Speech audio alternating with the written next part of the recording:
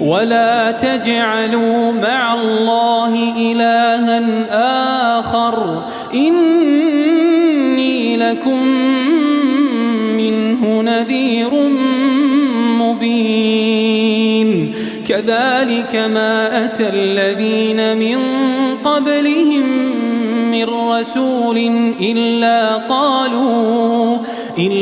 قالوا ساحر أو مجنون أتواصوا به بل هم قوم طاغون فتول عنهم فما أنت بملوم وذكر فإن الذكرى تنفع المؤمنين. أعوذ بالله من الشيطان الرجيم. بسم الله الرحمن الرحيم. الحمد لله رب العالمين والعاقبة للمتقين ولا عدوان إلا على الظالمين والصلاة والسلام الأتمان الأكملان على خير البرية سيدنا محمد الأمين وعلى آله وصحابته ومن اهتدى بهديه إلى يوم الدين. أما بعد, toute la louange et la gloire à Allah, maître des mondes, le créateur de l'univers, le miséricordieux, le tout miséricordieux, le très miséricordieux. Que la paix, le salut et la bénédiction d'Allah soient sur le prophète Muhammad sallallahu alayhi wa sallam, sur sa famille, sur ses compagnons et sur tous ceux qui suivent et suivront ses enseignements et sa voie jusqu'au jour du jugement dernier. Chers téléspectateurs de la Sunna TV, nous vous adressons comme d'habitude la salutation de l'islam, la salutation du paradis, la salutation éternelle et de l'éternité en vous disant Assalamu alaikum wa rahmatullahi wa barakatuh. Que la paix, le salut et la bénédiction d'Allah soient sur vous et qu'Allah vous accompagne dans vos activités, dans vos affaires, qu'il vous comble de ses bienfaits, de sa grâce et de sa miséricorde et qu'il nous oriente tous tout au long de notre vie sur la bonne voie et le bon chemin qui mène au paradis. Chers téléspectateurs, de nos jours, tout le monde se plaint. Tout le monde se plaint de quoi? Du fait que nous implorons Allah et nos invocations ne sont pas exaucées. C'est devenu une monnaie courante que quelqu'un se met à prier des jours, des mois, voire des années. Et tout ce qu'il demande, il ne constate pas un changement. Il ne constate pas qu'Allah exauce ses prières et ses vœux. Nous sommes tous appelés à s'interroger par rapport à cette situation. Pourquoi nos invocations ne sont plus exaucées? Pourquoi nous vivons des moments si difficiles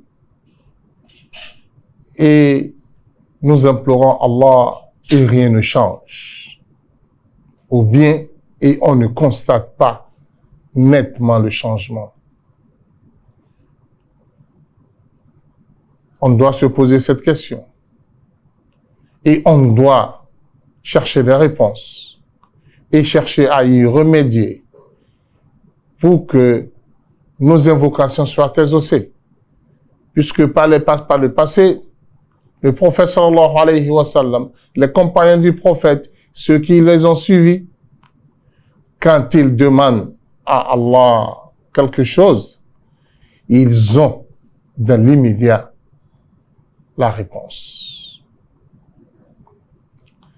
Ce qui nous amène à retourner à cette vie qu'a mené ces prophètes et ces messagers par rapport à l'invocation.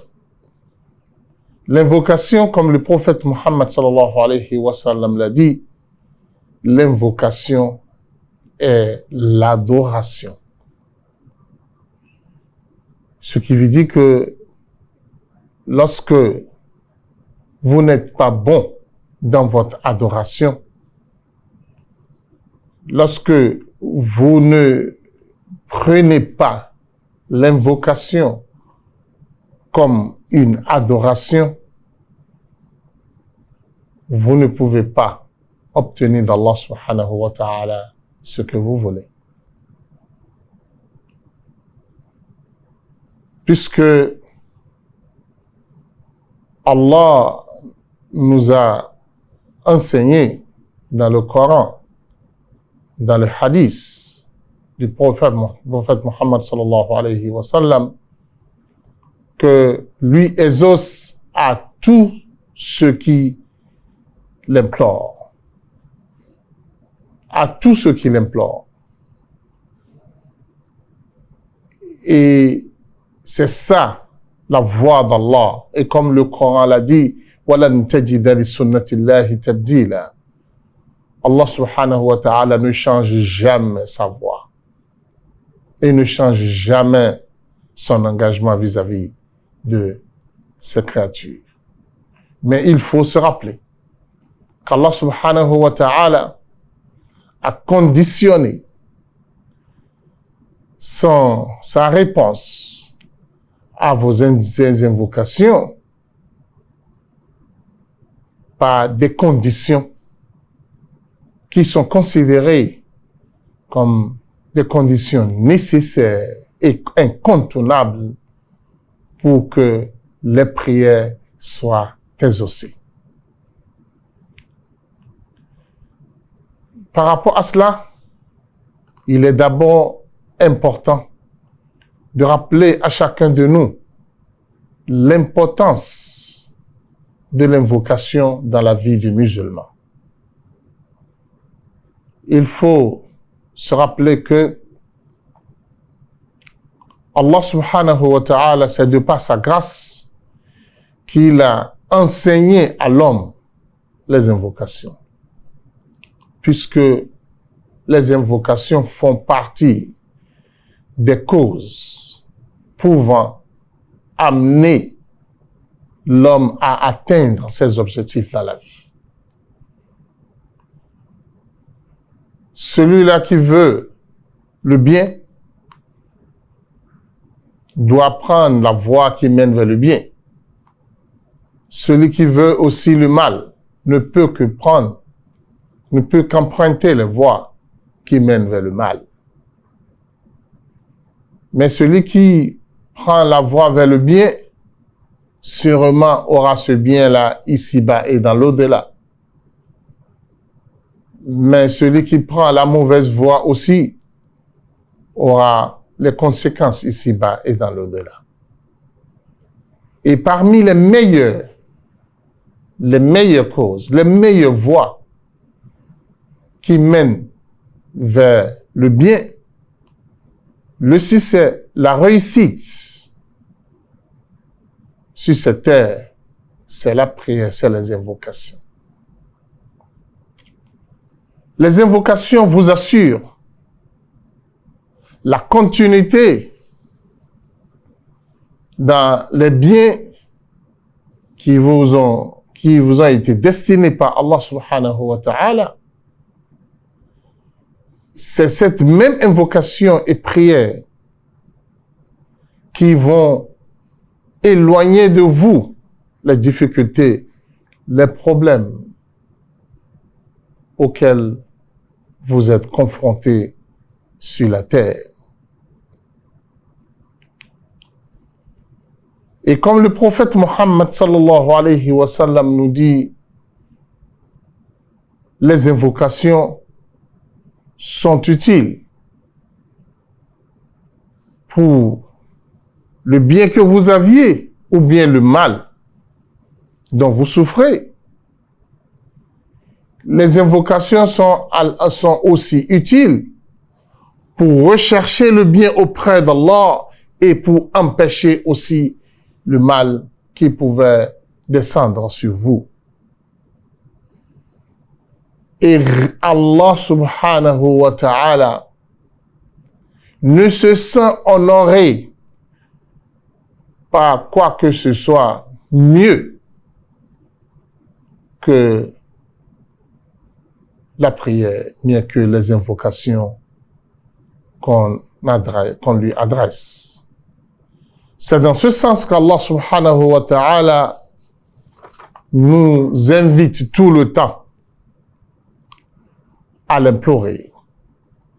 Il a aussi réservé beaucoup de récompenses pour celui qui l'invoque et qui l'implore.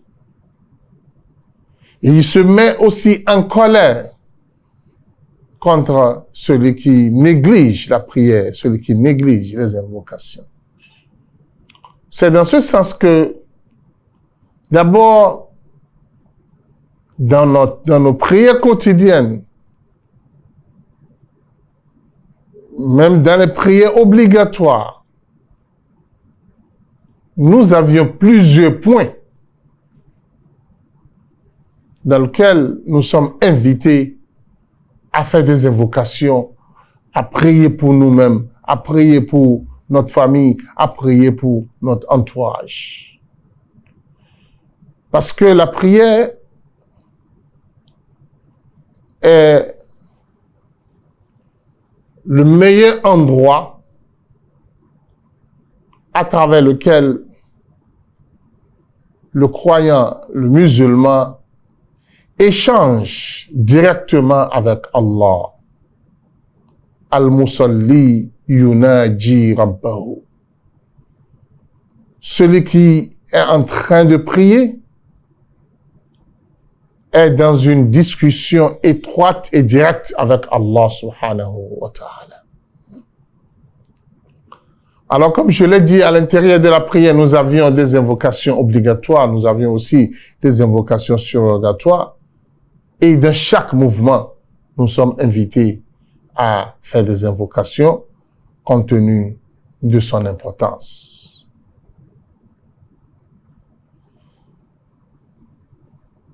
Les invocations sur capital sont importantes, mais elles deviennent plus importantes lorsque le musulman est en difficulté ou bien il est dans un besoin urgent. Chaque jour et dans chaque prière, dans chaque unité de prière que nous faisons, nous disons « Iyyaka na'budu wa iyyaka nasta'in ». Seul et seul toi, nous adorons. Et de toi seul, nous demandons assistance. Voilà ce que nous répétons tout le temps. Et la demande de cette assistance se manifeste par les invocations, par les prières. Allah subhanahu wa ta'ala dans le Coran a élogié et honoré ceux-là qui l'invoquent au moment de difficulté. Et il les a annoncé de très bonnes nouvelles.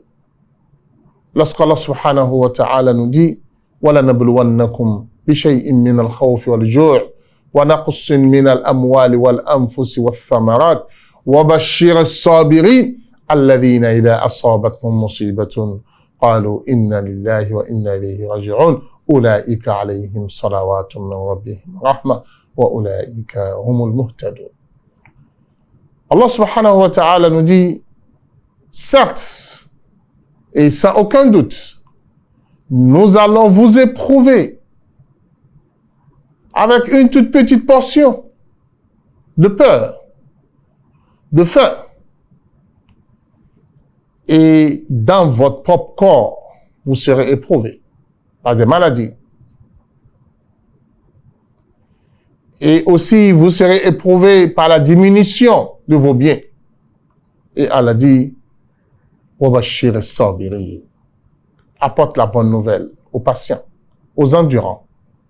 Ceux-là qui, au moment de difficulté, au moment de cette épreuve, disent « Inna lillahi wa inna ilayhi raji'un » Nous venons d'Allah et notre retour, c'est vers Allah. C'est-à-dire, ils reconnaissent que cette difficulté ne vient de personne. Elle vient d'Allah subhanahu wa ta'ala.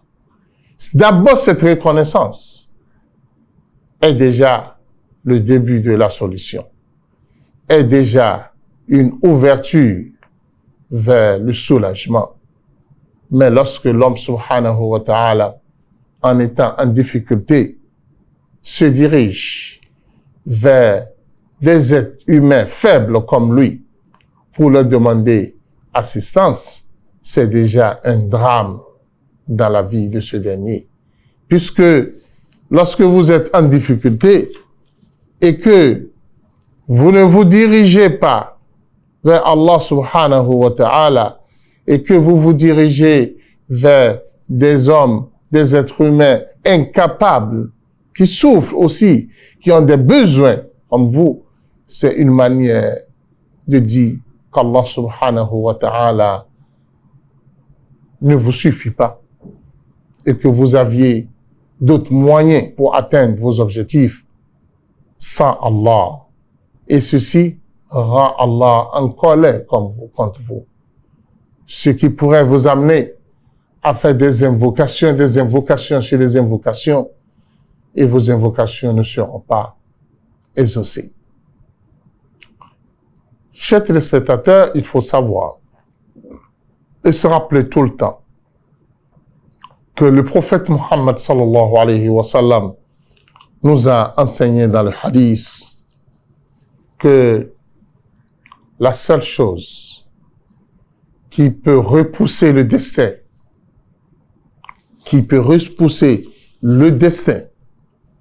qui est déjà écrit pour vous, mais qu'Allah subhanahu wa ta'ala va décider de vous préserver du mal qui pouvait vous arriver de ce destin, c'est l'invocation, c'est la prière.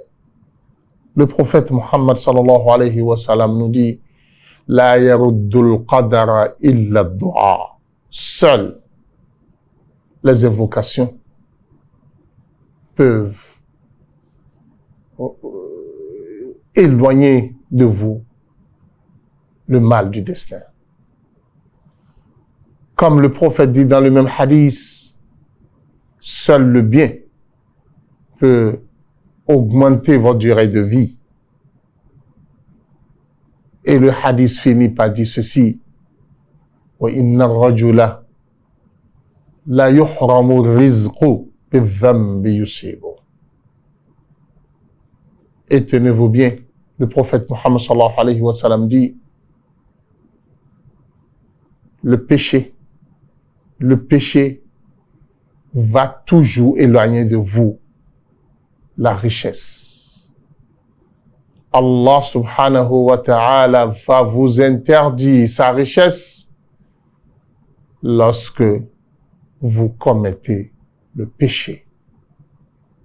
Je pense que ce hadith est important et nous devons tout le temps se rappeler nous font tout le temps c'est s'en rappeler, parce que les enseignements dont contient ce hadith sont énormes. Le péché est le moyen qui vous empêche de gagner votre vie, vos richesses. Vous courez derrière quelque chose, vous ne l'obtenez pas. Vous priez nuit et jour, vous n'aviez pas la réponse, c'est parce que vous commettez le péché, le hadith nous le dit.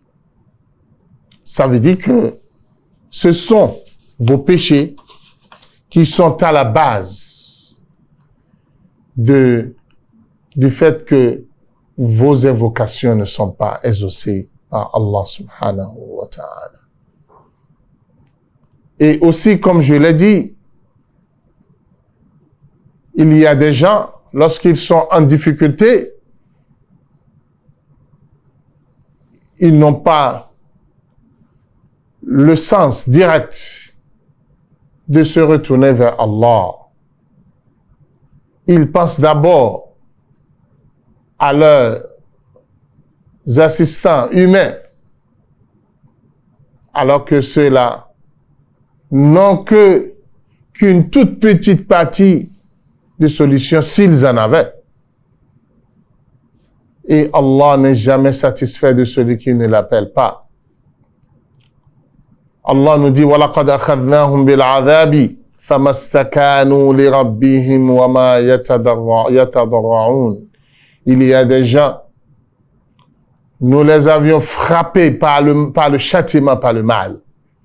Mais cela ne les a pas poussés à se tranquilliser et à tendre le main vers Allah subhanahu wa ta'ala en lui demandant sincèrement de les débarrasser de la difficulté auquel ils sont confrontés. Chers téléspectateurs, je dis qu'il est important pour tout musulman de savoir que Allah subhanahu wa ta'ala, qui nous dit dans le Coran ma ya'ba'u bikum rabbi lawla du'a'ukum faqad kadhabtum fasawfa yakunu lizama. Allah subhanahu wa ta'ala ne saurait préoccuper de vous. Allah s'en fiche de vous si ce n'est pas que vous êtes en train de l'invoquer et qu'il y a certains qui l'invoquent. Parce que vous avez déjà traité de mensonge la parole et les enseignements d'Allah. Alors dans ce cas, il est important et capital pour tout musulman de connaître les conditions et les éthiques de l'invocation. Parce que lorsque vous ne connaissez pas les conditions qui sont exigées pour que vos prières soient exaucées, vous allez beau invoquer Allah tout le temps, mais vous n'aurez pas gain de cause. Et si vous ne connaissez pas l'éthique des invocations aussi, vous ne saurez jamais comment se comporter pour que vos invocations soient exaucées. Et si vous ne connaissez pas non plus les moments, les périodes réservées pour les invocations et dans lesquelles les invocations sont dans l'immédiat exaucées, vous n'aurez pas aussi gain de cause. C'est pour cela que, après la pause, nous allons vous apporter les conditions exigées pour que vos invocations soient exaucées, ainsi que l'éthique des invocations et les moments appropriés pour invoquer Allah, et quelques exemples d'invocations qui sont immédiatement exaucées. Nous allons vous apporter quelques exemples en espérant qu'Allah subhanahu wa ta'ala exauce la prière de chacun de nous et qu'il nous comble de ses bienfaits et qu'il nous facilite surtout ces invocations, puisque c'est la promesse d'Allah. Ud'ouni astajib lakum. Appelez-moi, invoquez-moi, je vais vous exaucer. Assalamu alaikum warahmatullahi wabarakatuh. Ìkànnì tẹ́ ń wò yìí náà ní ìkànnì Sunna TV. Níbi tí àwọn onímọ̀ ti ń tẹ ìmọ́lẹ̀ sórí ẹ̀sìn Islam látọ̀rí Sunna TV. Ìmọ́lẹ̀ nínú Sunna Nabi Muhammad sallallahu alayhi wa sallam. Ní gbogbo ìgbà ní kẹ́ ẹ máa wò wá tí ẹ sì máa rí ẹ̀kọ́ ìsìn kọ́ lórí ìkànnì yìí náà ni o. òun ló múlẹ̀ rẹ̀kẹ̀tẹ̀ yàtọ̀ yìí gbogbo mùsùlùmí lọ́kùnrin àti lóbìnrin ẹ jẹ́ ká máa wo Sunna TV ẹ jẹ́ àwọn ọmọ wa náà máa wo Sunna TV kí wọ́n lè bá ní ìmọ̀ tó péye nípa Sunna ìkànnì tó ń tàn mọ́lẹ̀ sínú ẹ̀sìn ni Sunna TV Yorùbá ẹ máa wò wá ní gbogbo ìgbà kẹ́sì máa kó ẹ̀kọ́ tó péye nípa Sunna. Alhamdulillah wa salatu wa salam ala rasulillah. Nous poursuivons toujours notre émission qui tourne autour des invocations. Chers téléspectateurs, les conditions pour que vos invocations, vos prières soient exaucées sont comme suit. Premièrement, le dévouement lors de la prière, de l'invocation. C'est-à-dire, lorsque vous voulez invoquer Allah subhanahu wa ta'ala, vous devrez vous débarrasser de tout sentiment. Vous devez concentrer toutes vos pensées en Allah. Toute pensée à quoi que ce soit sur cette terre n'est plus utile au moment de l'invocation. C'est-à-dire, je veux invoquer Allah.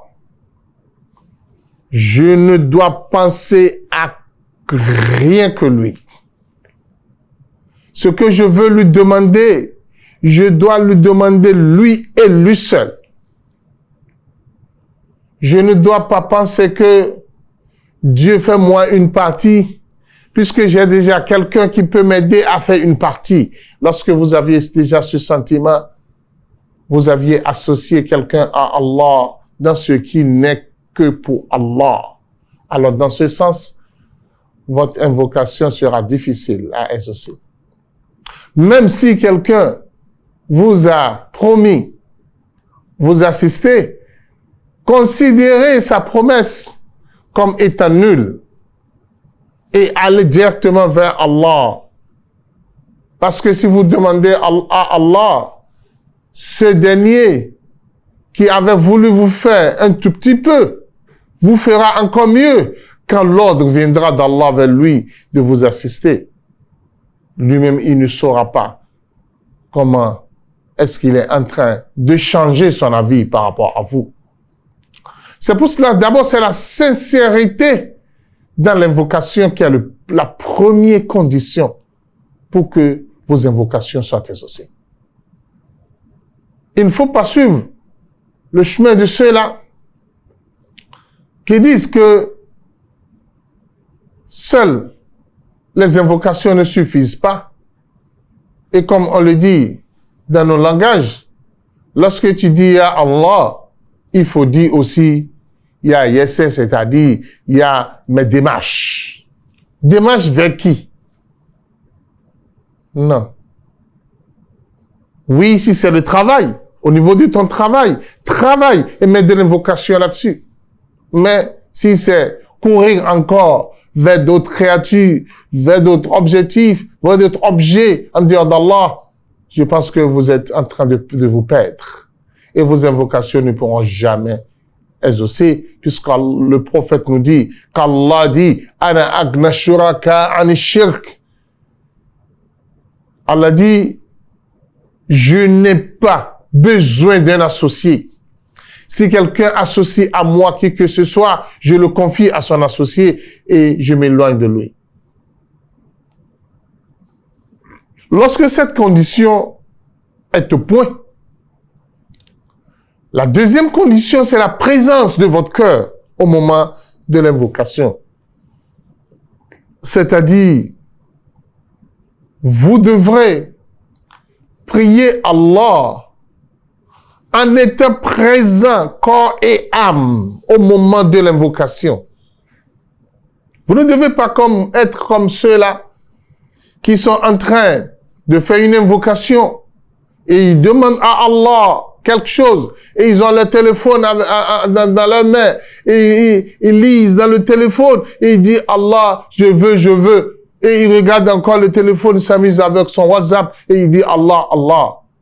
Mon frère, le prophète Muhammad sallallahu alayhi wa sallam nous dit dans le hadith, La yaqbalu Allahu du'a min qalbin lahin ghafil. Allah subhanahu wa ta'ala n'exauce jamais la prière venant de quelqu'un qui a un cœur distrait et inconscient. Un cœur distrait et inconscient, ces invocations ne seront pas exaucées par Allah. Alors vous deviez avoir la présence d'esprit à l'instant où vous êtes en train d'invoquer Allah subhanahu wa ta'ala. En plus de la sincérité et la présence d'esprit, il faut l'insistance dans l'invocation. L'insistance. Et que cette invocation soit aussi constante.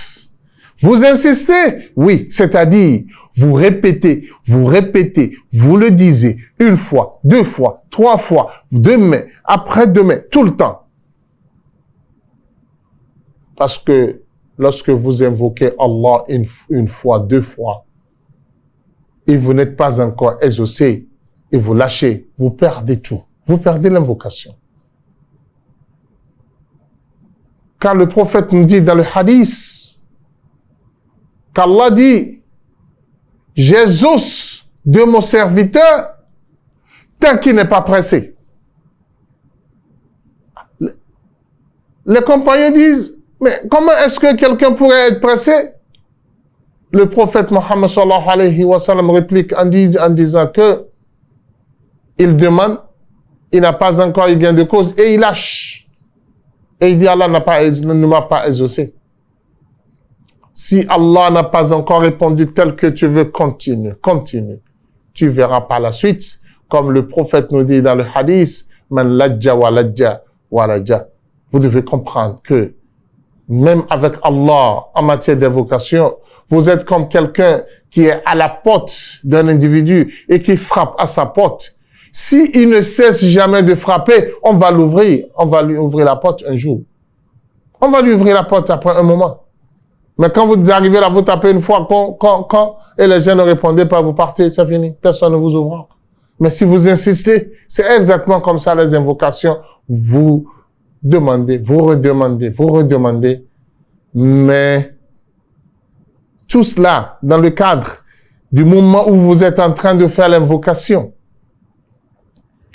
Et aussi la manière qui fait partie d'abord de l'éthique. C'est une condition qui est liée à l'éthique de la prière. C'est que vous ne devrez pas vouloir invoquer Allah et vous serez en train de crier à haute voix pour que tout le monde, tout le quartier sache que vous êtes en train d'invoquer Allah. Non.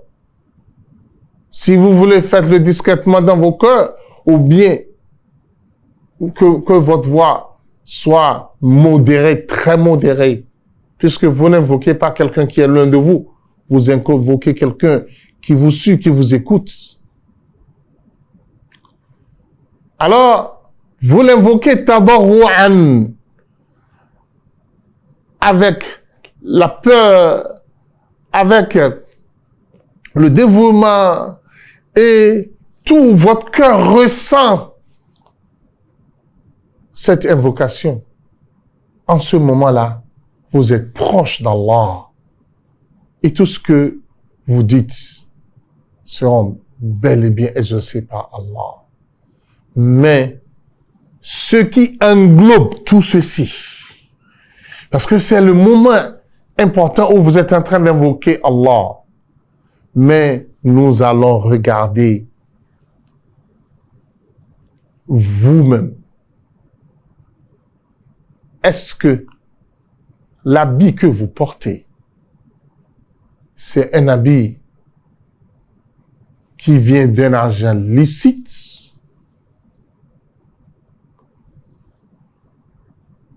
Le repas que vous aviez mangé avant de commencer l'invocation est-il licite? l'argent que vous avez utilisé pour acheter ce repas est-il un argent licite? La boisson que vous aviez bu, est-ce que c'est licite? Si vos repas, vos boissons sont illicites et l'habillement que vous portez aussi est illicite, n'attendez pas qu'Allah exauce vos invocations. Puisque le hadith est clair. مطعمه حرام ومشربه حرام وغذي بالحرام أن يستجاب له. Celui qui ne mange que de haram, il ne boit que de haram, il ne s'habille que de haram. Même si on veut lui donner quelque chose, on lui donne de haram. Comment est-ce qu'on peut exaucer son invocation? Et le prophète Muhammad sallallahu alayhi wa sallam, s'adressant à le compagnon Saad, le prophète lui dit, rends ton repas licite. Allah subhanahu wa ta'ala va exaucer tes invocations.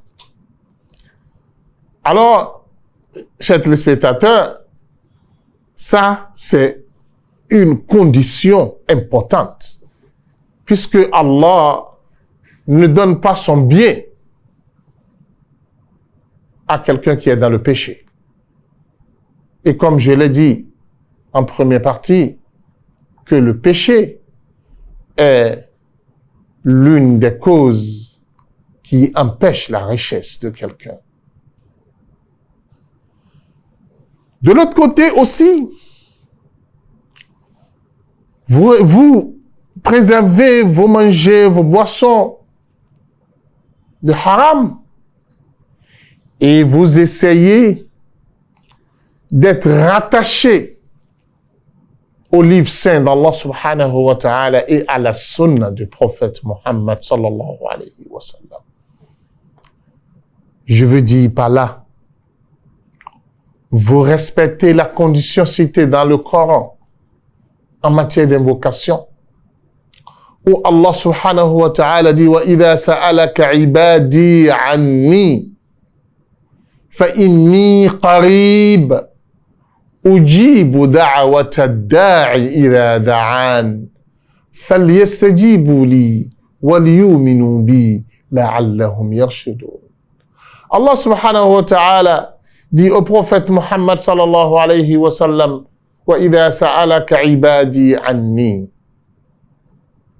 Lorsque mes serviteurs te demandent, te posent, t'interrogent par rapport à moi, je suis où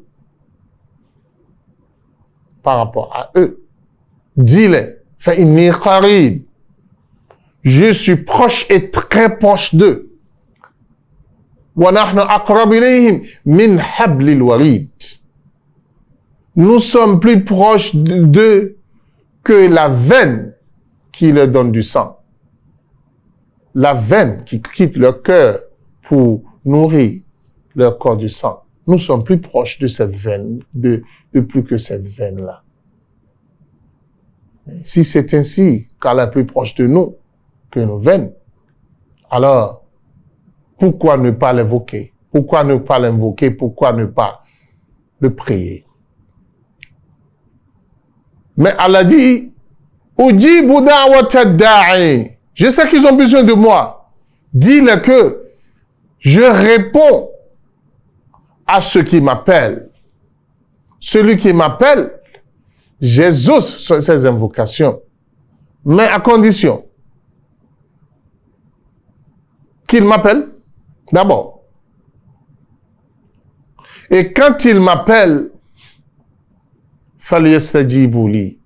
alors, quand il m'appelle, qu'il sache que lui-même, il est en train de répondre à mes ordres.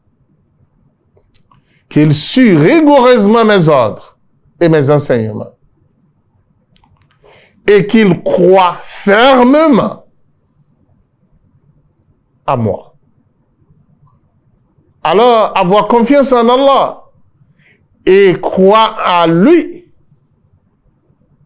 c'est ça qui va faire exaucer vos invocations. Et c'est dans ce sens que nous nous rappelons du hadith du prophète Muhammad sallallahu alayhi wa sallam qu'il dit « Udu'u Allah wa antum muqinuna bil ijaba ». Ça aussi, c'est une condition capitale. C'est-à-dire, lorsque vous invoquez Allah subhanahu wa ta'ala, soyez ferme et ayez la certitude que ce que vous demandez, c'est déjà exaucé.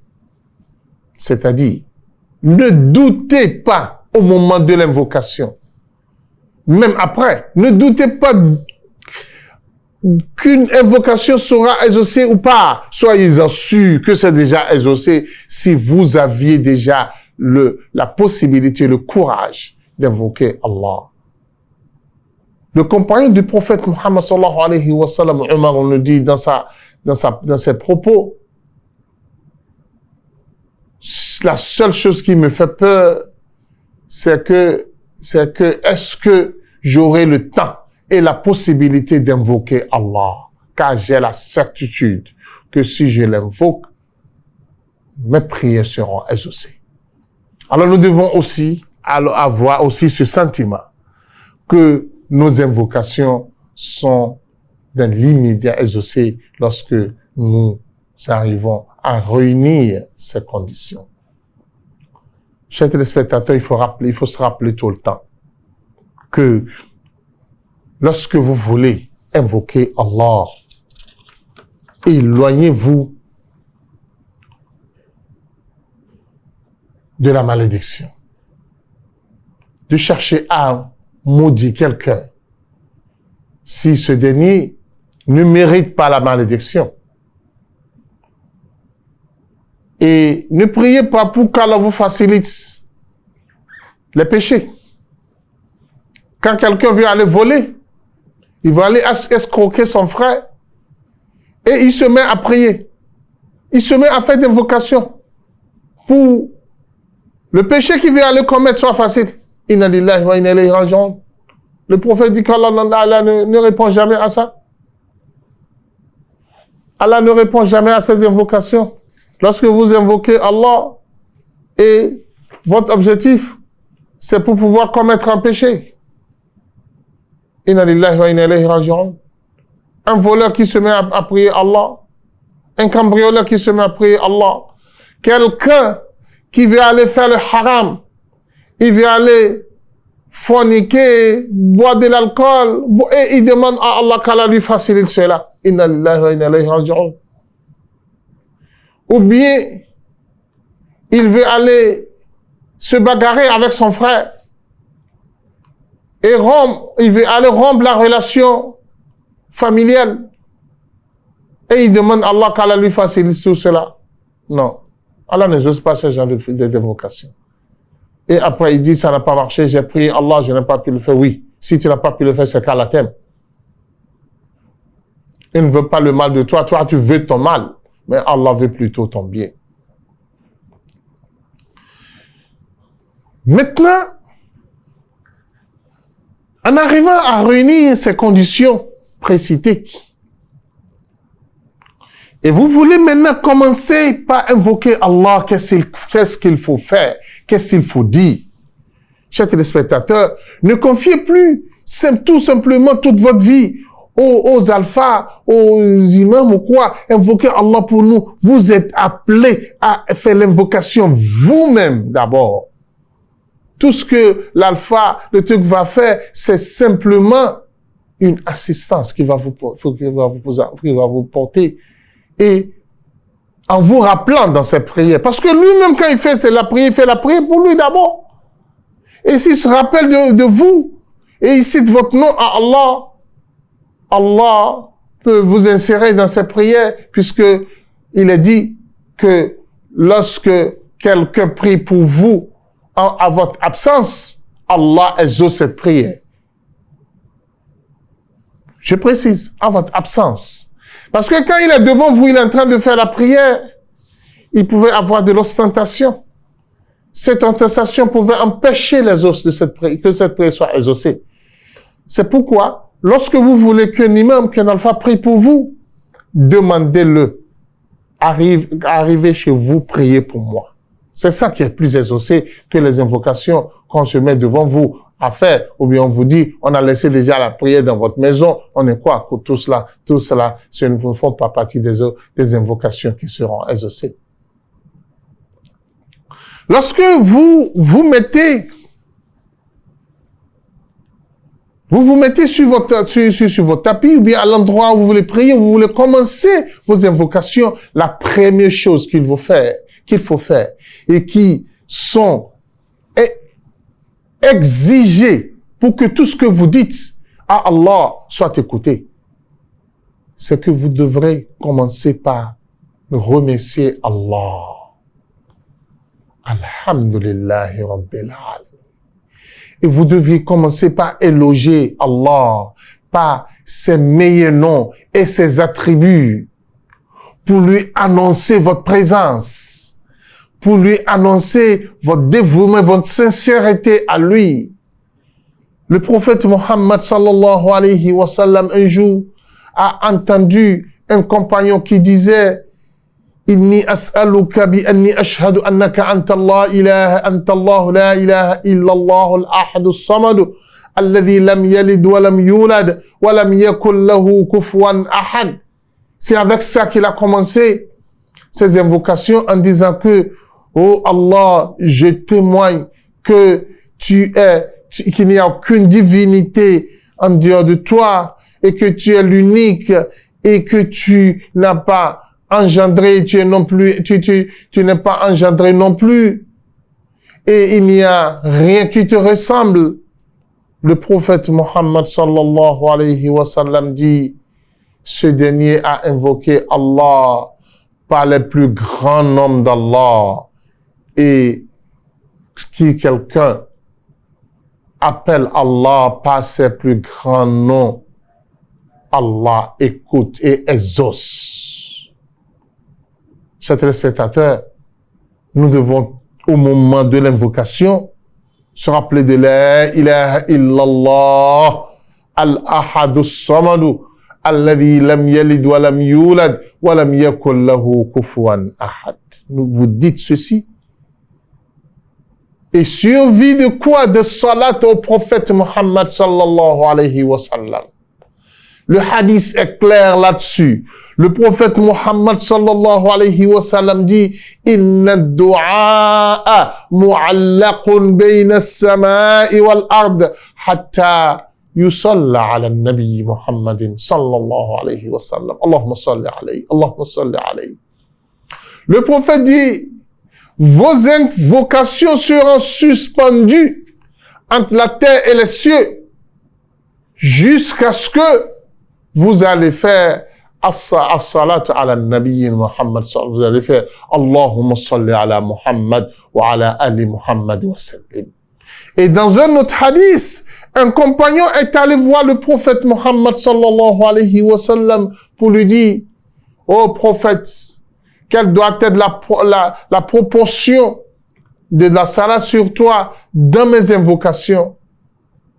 La moitié suffit? Le prophète dit la moitié est bonne. Mais si tu augmentes, il a même dit le tiers d'abord. Le prophète dit le tiers est bon, mais si tu augmentes, c'est bon. Le compagnon dit d'accord, la moitié, le prophète a dit la moitié est bonne, mais si tu augmentes, c'est encore bon. Alors le monsieur dit 2 tiers. Le prophète a dit 2 tiers, c'est bon, mais si tu augmentes, c'est bon. Alors le monsieur dit alors, je vais transformer toutes mes invocations, toute ma prière à salat à toi, prophète Muhammad sallallahu alayhi wa sallam. Le prophète dit, si tu arrives à faire ainsi, Allah te suffira. Allah te suffira de tous tes soucis, de toutes tes difficultés, et tu es guidé sur le bon et le droit chemin. Alors comprenons de cela que la salat au prophète Muhammad sallallahu alayhi wa sallam est une condition importante pour que nos invocations, nos prières soient exaucées. Chers téléspectateurs, rappelons lors de nos invocations des moments où les invocations sont exaucées. Nous allons citer quelques-uns et nous allons revenir, Inch'Allah, lors de notre prochaine émission pour vous citer quelques invocations, quelques prières qui sont importantes pour vous dans votre vie et pour qu'Allah change votre vie. Mais retenez ceci seulement à la fin de cette émission, que les endroits les plus appropriés pour que vos invocations soient exaucées, c'est pendant la nuit. Pendant la nuit, le dernier tiers de la nuit, je veux dire par là, à partir de 4 heures, de 4 heures jusqu'à la prière de Subh, vous êtes appelés à être sur vos tapis, en train d'implorer Allah. Puisque Allah est déjà là, il vous attend. Dans la journée, c'est vous qui vous dirigez vers Allah. Mais pendant la nuit, pour aller l'invoquer, alors pendant la nuit, Allah est là, il vous attend. Et il tend sa main, il tend sa bénédiction, il tend sa miséricorde en disant que qui est celui-là qui a besoin de mon pardon? Qui est celui-là qui a besoin de mes biens? Je suis là pour le lui accorder. Ça. Qu'Allah subhanahu wa ta'ala exauce nos invocations. Rabbi, inni lima anzalta ilayya min khairin faqir. Rabbi, inni lima anzalta ilayya min khairin faqir. Rabbi, inni lima anzalta ilayya min khairin faqir. Subhanakallahumma bihamdik. Nashhadu an la ilaha illa anta. Nastaghfiruka wa natubu ilayk. Allahu akbar, Allahu akbar, Allahu akbar. La ilaha illa Allah. Allahu akbar, Allahu akbar. Walillahi alhamd. Allahu akbar, Allahu akbar, Allahu akbar. La ilaha illa Allah. Allahu akbar, Allahu akbar. Walillah.